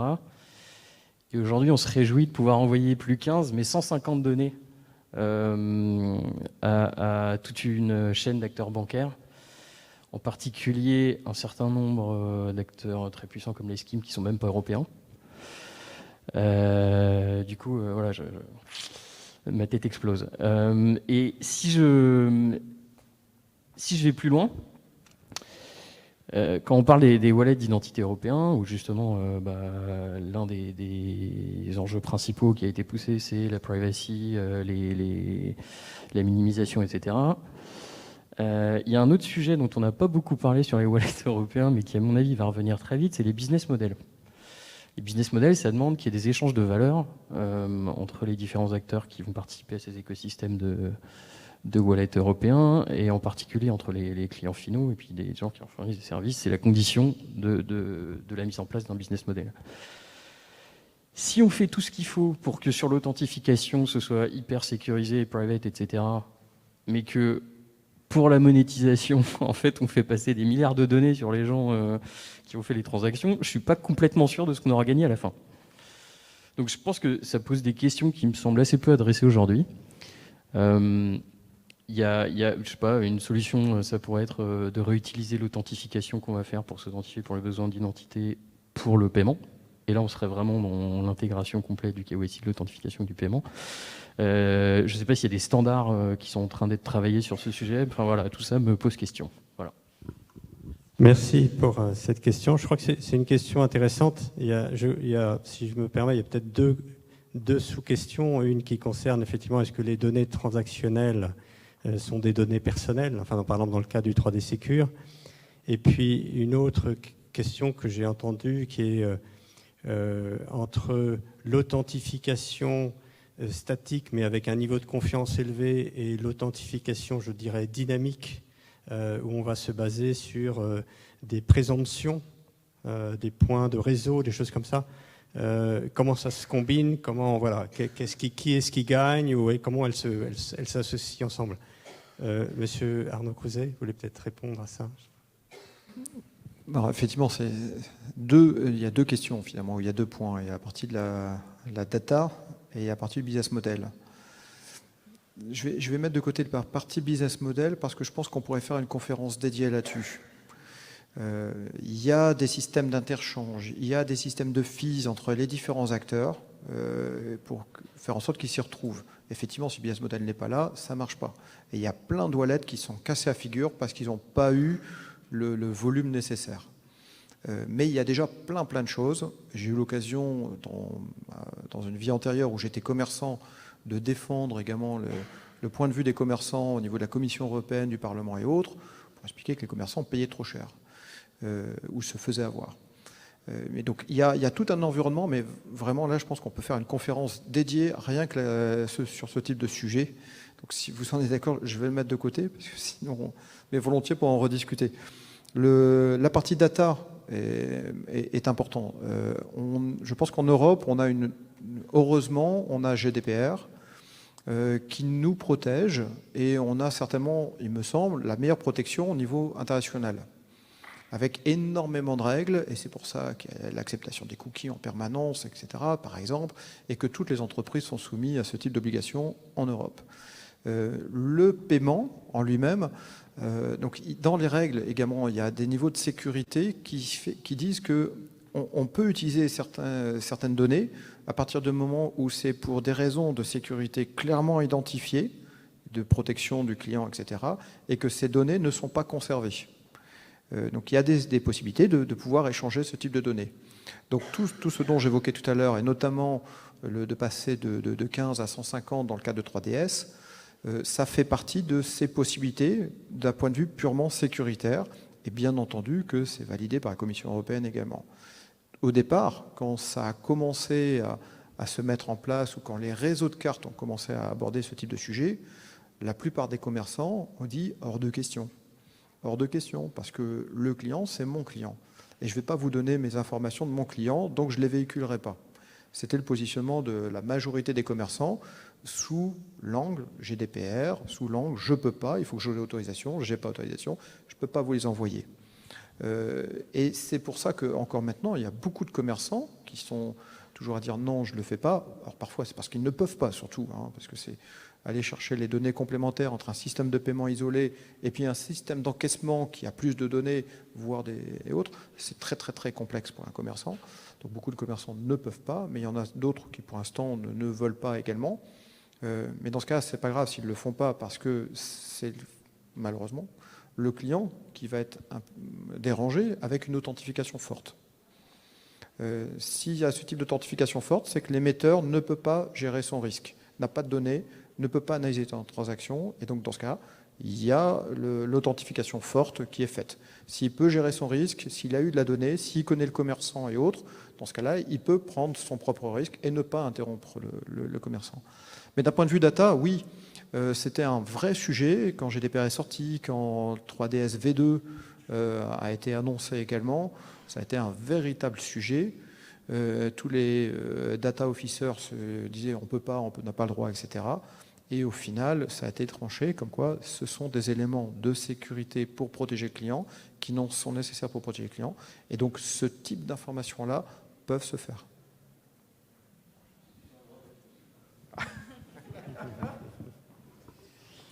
Voilà. Merci pour vous. Est-ce qu'il y a encore une question? On peut prendre une dernière question, monsieur.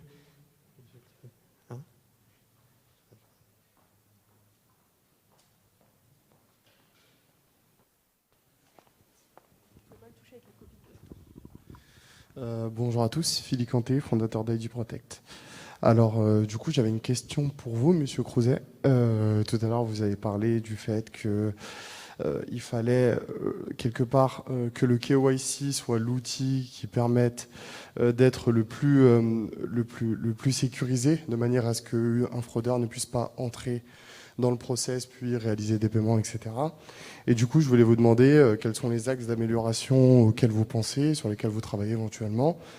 Quand on sait qu'aujourd'hui, en France, sur un document pourtant déclaré perdu volé, on peut réaliser une entrée en relation, parce que vous, chez Onfido, le document sera vrai, il va passer les contrôles. En revanche, Il y aura la partie reconnaissance faciale où là, éventuellement, vous pouvez détecter, mais comment on peut améliorer les choses au niveau du KYC? Je veux bien commencer, mais après je vais passer la main justement sur ce type de sujet. Parce que sur la partie paiement, effectivement ça devient critique, mais l'ensemble du système de paiement, la DSP2, les règles, etc., ont clairement identifié qui est responsable, et c'est la banque émettrice. C'est la banque émettrice, c'est la banque du client maintenant qui est responsable de valider la transaction. C'est un véritable changement parce qu'avant ça, ce n'était pas du tout le cas. Avant ça, la banque ne prenait pas ce type de responsabilité. En cas de fraude, le commerçant payait la fraude. Là, maintenant, c'est bien l'émetteur. Mais avant cela, comme c'était le commerçant qui prenait la fraude, c'est lui qui décidait s'il faisait une authentification forte ou pas. Est-ce qu'il déclenchait un 3D Secure ou pas. Là, maintenant, il n'a plus le choix. Ce n'est pas lui, c'est la banque émettrice. Et c'est pour ça que maintenant, c'est la banque émettrice qui doit s'assurer d'un très bon onboarding dans les différents moyens de paiement qu'il va donner à disposition de son client, que ce soit de la carte, mais également que ce soit du digital. Si un client veut mettre sa carte dans un nouveau wallet, quel qu'il soit, privatif ou autre, c'est à la banque de s'assurer qu'au moment où sa carte est mise dedans, il y a une vraie vérification de la transaction, et ça devient de la responsabilité de la banque. Une fois que les paiements sont passés, le commerçant ne peut plus être considéré comme responsable, comme c'était le cas avant. Donc la banque doit gérer cette partie-là. Et c'est pour ça que maintenant, je me retourne vers France Connect, OneFido. Comment gérer, comment améliorer pour les banques?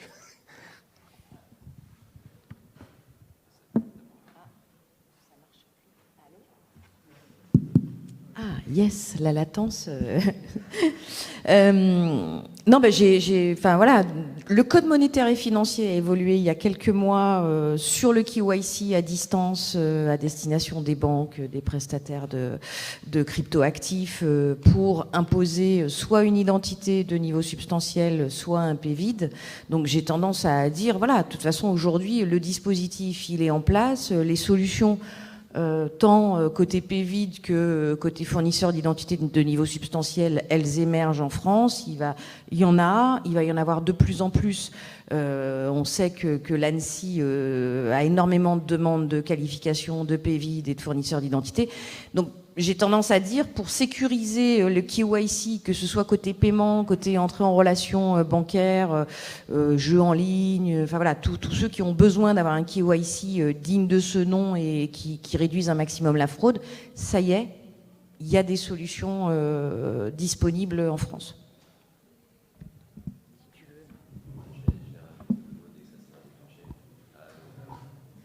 Alors, non, c'est bon. Ouais, c'est un sujet assez particulier. C'est le sujet de comment on détecte les titres volés. Mais c'est compliqué parce que les titres volés, ça peut être un vrai titre d'identité. Hein, c'est un vrai titre d'identité. Et ça dépend des endroits. Alors, dans plein de régions du monde, dans plein de pays, on fait simple, on se connecte à une base gouvernementale qui nous dit voler, pas voler. Mais en France, elle existe, mais elle n'est pas disponible pour les acteurs privés pour l'instant, parce que je crois que c'est en projet.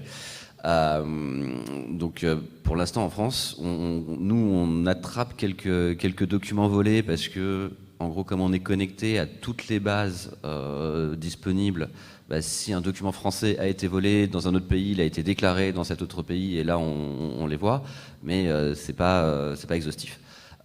Et dès que ça sera disponible, on se connectera. Et c'est d'ailleurs une des exigences du référentiel PVID, et elle est indiquée telle quelle. Dès que le service sera disponible, il faudra s'y connecter. Mais c'est dès qu'il sera disponible.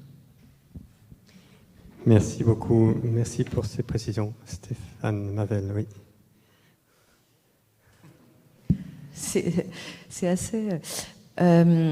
oui, pour rebondir sur ce que tu disais, en effet, le ministère de l'Intérieur est en train de travailler à l'ouverture de la base qui s'appelle DocVerif, qui va permettre justement de mettre à disposition des fournisseurs d'identité cette brique de validité du document.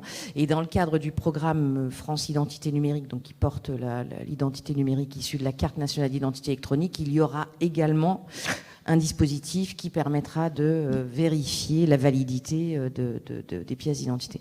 Donc DocVerif à court terme pour remplir quand même une obligation qu'on est censé remplir en France, et ensuite un dispositif équivalent mais plus moderne et qui portera sur tous les titres, les anciens et les nouveaux, pareil pour vérifier la validité. Merci pour ces précisions. Nous arrivons vers la fin. Je voudrais vous demander à chacun peut-être un mot de conclusion. Quels sont peut-être les 2-3 messages clés que vous voulez faire passer à notre audience. Qui commence? Stéphanie, vous voulez commencer? Stéphanie de la Briole. On parlait de sécurité. Dans le premier, je dirais que les enjeux de sécurité sont énormes, mais finalement, alors que tout change, rien ne change. Je me souviens quand j'ai commencé à travailler il y a 25 ans, la mission de la première société pour laquelle je travaillais, c'était garder toujours 2 pas d'avance sur le voleur. Donc c'est simplement qu'on s'est déplacé dans le monde virtuel, le jeu des gendarmes et des voleurs. Donc l'importance de la sécurité, mais représentant l'industrie de la sécurité, cette course, on est tout à fait en mesure de la gagner constamment. C'est ce que cette industrie fait depuis plus de 100 ans, et quelles que soient les technologies et les changements qu'on a pu vivre. Tous les enjeux de fragmentation, parce qu'avec la digitalisation, en fait, tous les secteurs convergent. Donc c'est ce dont on parlait, interopérabilité et standards. Donc il y a énormément de travail de convergence des secteurs qui ne sont pas forcément soumis aux mêmes règles et qui ont les mêmes protocoles d'échange. Donc il y a énormément de travail qui est fait, et notamment avec les API, on en a déjà parlé. Et puis ensuite, je voulais, et sur les instruments de paiement, donc il y aura, je pense qu'en tout cas au niveau européen, mais même au niveau mondial, il y en a vraiment 3 qui émergent ou qui restent, ce dont on a parlé tout à l'heure. La carte, les paiements instantanés et les crypto-monnaies. Et il faut faire en sorte que ça fonctionne, ce qu'on fait, et surtout penser, dernier message, je pense, le côté inclusif, en fait, parce que tout le monde n'a pas forcément un smartphone ou n'est pas forcément capable de se servir de ces instruments. Donc ce côté inclusion est extrêmement important. Stéphane Mavel voulait dire un mot de conclusion. Oui, en conclusion, alors en fait, nous, on n'est pas des spécialistes, enfin moi je ne suis pas une spécialiste du paiement, mais à entendre ce qui s'est dit cet après-midi, moi j'aurais tendance à dire les spécialistes du paiement, conservez cette spécialité et appuyez-vous sur des dispositifs de type France Connect Plus pour prendre en charge. Non, et je fais pas... voilà, nous on a démontré que maintenant on est capable du côté de l'État parfois de faire des choses super bien et qui plaisent au plus grand nombre. On s'appuie sur des acteurs publics et privés pour le faire avec nous. On n'a pas fait tout seul. Nos fournisseurs d'identité sont publics et privés. France Connect Plus, c'est un dispositif sur lequel il me semble que les acteurs du paiement vont pouvoir se baser tant du côté de l'onboarding que de l'authentification forte qui est nécessaire à chaque fois qu'on doit payer. Alors, en complément, évidemment, des solutions existantes ou de celles qui vont apparaître, mais on pense vraiment que, y compris dans le paiement, et pour le moment, on n'y est pas, il y a un vrai intérêt à tester, en tous les cas, l'appétence des utilisateurs à France Connect Plus, la pluralité de fournisseurs d'identité et la sécurité malgré tout garantie. Merci. Monsieur Thomas Galvin, un mot de conclusion de votre part? Oui, en fait, on a parlé de pas mal de choses, en particulier d'onboarding, d'authentification, de paiement.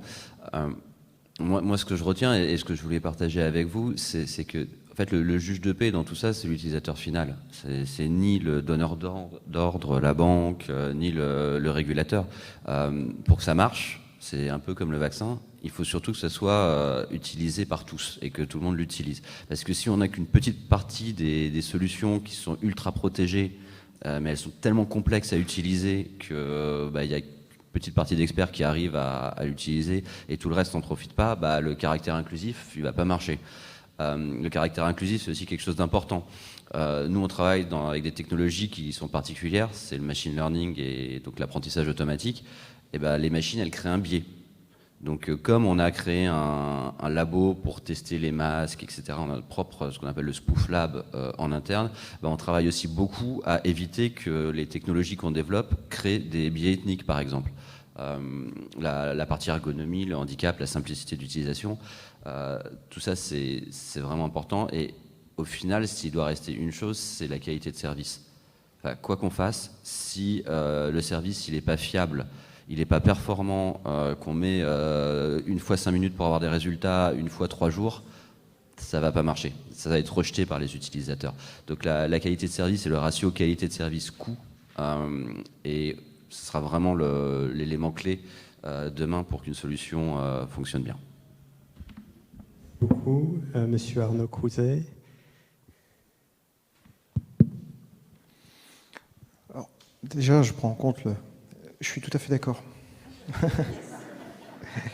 Et je vais même donner un exemple, parce que c'est un travail qui est en cours déjà au niveau des réseaux internationaux, et l'Europe va travailler là-dessus. EPI, dont j'évoquais tout à l'heure, le futur réseau européen, travaille dessus également, pour trouver le moyen de simplifier les parcours clients, et notamment pour la partie digitale, pour avoir peut-être un email ou peut-être un numéro de téléphone, quelque chose, mais bien sûr il faut que ce soit sécurisé derrière, qui puisse valider un acte de paiement sans être obligé de ressaisir des informations de carte. Les États-Unis sont en train de mettre en place et de commencer à déployer SRC, Secure Remote Commerce. Et le Secure Remote Commerce, c'est une sorte de PayPal. Finalement, login password, hop, ça part. Mais avec Visa, avec Mastercard, etc. En Europe, il va falloir voir comment on peut le faire, en Europe et en France. Et donc, pourquoi pas, et c'est ce que je me disais en écoutant également, pourquoi pas un login France Connect qui permet de déclencher le paiement derrière, puisque c'est exactement ça. Comment s'assurer que la personne qui déclenche est la bonne personne? C'est ça qui est important. Et après, c'est d'associer ce déclenchement et donc la validation de l'identité de la personne avec le moyen de paiement sous-jacent. Donc là, il faut le lier avec le moyen de paiement qui va bien au départ, mais ça va permettre de pouvoir faire une transaction qui doit être sécurisée du coup, et donc de revenir sur une simplification du parcours client. Donc oui, tout à fait, et c'est des actions qui sont en cours dans le domaine du paiement. Donc SRC, Secure Remote Commerce, lancé par les États-Unis, avec MVCO également, et il y a des velléités à pouvoir essayer de le déployer en Europe. C'est pas encore le cas, le Covid a retardé, mais il pensait faire des pilotes en fin d'année dernière, mais le Covid a tout retardé. Donc c'est du concret, ça arrive. Puis l'autre point, c'était ce que disait Thomas sur l'importance du client. Pareil, entièrement d'accord. Et c'est pour ça qu'il y a beaucoup d'initiatives qui échouent. En France, notamment, on a eu plein de wallets de paiement. À un moment donné, pratiquement toutes les banques avaient son wallet de paiement. Il n'y en a plus aucun. Et il n'y en a plus aucun, tout simplement. Et puis, il y a d'autres innovations comme ça qui ont toutes échoué, parce que ce sont des innovations qui ont été pensées d'un point de vue des acteurs qui l'ont mis en place, les banques, les spécialistes du paiement, etc., mais sans travailler correctement la relation client, le UX. Et l'autre point, ce qui manque, et donc du coup là c'est la particularité peut-être du domaine de paiement, c'est le côté commerçant. Et en fait le paiement n'est pas qu'avec une seule personne, c'est deux personnes. C'est deux personnes qui échangent de l'argent pour un service, pour quoi que ce soit. Donc il y a le client, il y a le commerçant. En particulier, de personne à personne, il y a toujours deux personnes qui échangent un moyen de paiement. Et il faut que ces deux-là trouvent leur intérêt dans le fonctionnement de ce moyen de paiement. On peut mettre en place quelque chose qui soit super bien pensé d'un point de vue utilisateur, mais si le commerçant ne veut pas le mettre en place, ça ne marchera pas. Et c'est l'histoire de la poule et d'œuf, quelque part, mais ça ne marchera pas. Et il y a plein de systèmes comme ça où les commerçants n'ont pas voulu. Quand je l'étais, j'ai des banques qui venaient me voir pour mettre en place leur wallet. Je leur expliquais, votre truc, ça ne marche pas dans le parcours client-commerçant, c'est pas bon. Philosophiquement, c'est intéressant. Le slideware, le PowerPoint, il est bien. On ne peut pas le mettre en place parce que ça ne marche pas comme ça chez un commerçant. Et donc, du coup, c'est plein de solutions comme ça qui ne peuvent pas se déployer. Le domaine de paiement prend en compte deux personnes. Et souvent, ces deux personnes-là sont malheureusement trop oubliées ou pas assez intégrées. C'est trop bancaire, trop industriel, et on en oublie la relation client par méconnaissance. Et cette relation client-commerçant, elle est beaucoup plus complexe qu'on peut le croire. Si vous achetez sur un site e-commerce, vous allez prendre vos habitudes, vous allez aimer un site plus qu'un autre, et il y a plein de choses que vous allez prendre en considération que le domaine du paiement ne va pas forcément comprendre. Donc il y a tous ces aspects-là qui sont à prendre en considération dans la partie UX. Donc la partie de l'authentification du client, le KYC, le onboarding sont des éléments cruciaux. Et la clé de voûte du domaine du paiement, vraiment la clé de voûte, c'est la sécurité et la confiance. S'il n'y a pas de sécurité, s'il n'y a pas de confiance, un moyen de paiement ne peut pas se déployer, ne marchera pas. Si les clients ou les commerçants ont un doute en sécurité, ça n'ira pas plus loin. Il sera abandonné, il ne sera pas déployé, il ne sera pas utilisé. Donc la sécurité, elle est fondamentale pour tout moyen de paiement. Merci, Monsieur Arnaud Crouzet. Quelle belle conclusion, surtout de relier ces futurs paiements aux moyens de confiance que se forme l'identité plus sécurisée. Merci beaucoup. Nous avons fini pour cette table ronde. Je voudrais vous donner rendez-vous demain matin à 11h pour la prochaine table ronde de l'ID Forum qui sera consacrée à l'identité décentralisée, l'identité notamment sur la blockchain. Et puis nous aurons aussi une autre table ronde demain après-midi à 14h pour vous présenter le nouveau règlement AML proposé par la Commission européenne et parler d'externalisation. Faut-il externaliser ou pas sa KYC? Ce sera la question posée demain après-midi. Merci beaucoup. Bonne fin d'après-midi. Au revoir.